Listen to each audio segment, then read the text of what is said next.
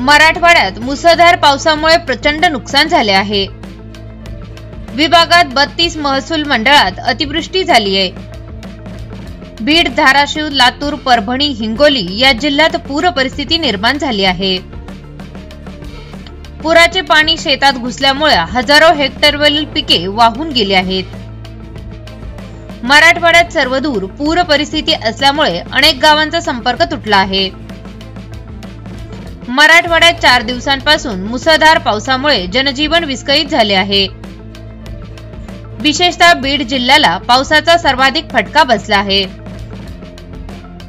अंबेजोगाई, परळी, आष्टी, पाटोदा, केज तालुक्यात मुसळधार पाऊस झाला आहे। सोयाबीन, मूग, तूर, उडीद व ऊस पिकाचे प्रचंड नुकसान झाले आहे। पाण्याखाली गेलेल्या हजारो एकर जमिनीमुळे शेतकरी अडचणीत सापडले असून नुकसान भरपाईसाठी मागणी सुरू झाली आहे। सोमवारी माजलगाव तालुक्यातील 8, वडवणी तालुक्यातील 4, बीड तालुक्यातील 5, आष्टी तालुक्यातील 8, केज तालुक्यातील 1 आणि परळी तालुक्यातील 4 गावांचा संपर्क तुटला।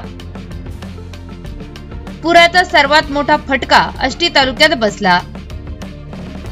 धामणगाव तालुका आष्टी येथील अफरोज बशीर बागवान वय वर्ष 30 हा तरुण पुराच्या पाण्यात वाहून गेला।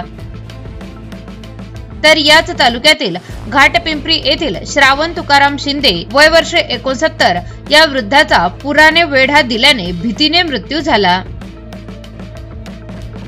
एनडीआरएफचे 2 अधिकारी, 27 जवान आणि 2 महिलांचे पथक आष्टी तालुक्यात बचावाचे कार्य करत आहे।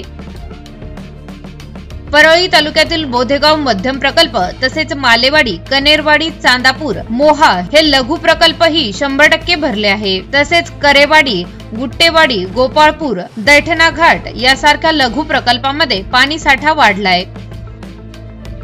संपूर्ण डोंगर भागात वसलेल्या परळी तालुक्यातील करेवाडी या गावात अतिवृष्टीमुळे कधी नव्हे तो प्रलय झालाय।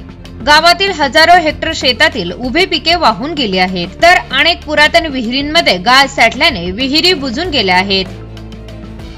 या प्रलयामुळे या गावातील शेतकरी हवालदिल झाले असून तातडीने प्रशासनाने नुकसानीचे पंचनामे करून मदत करावी अशी मागणी गावकऱ्यांमधून होत आहे।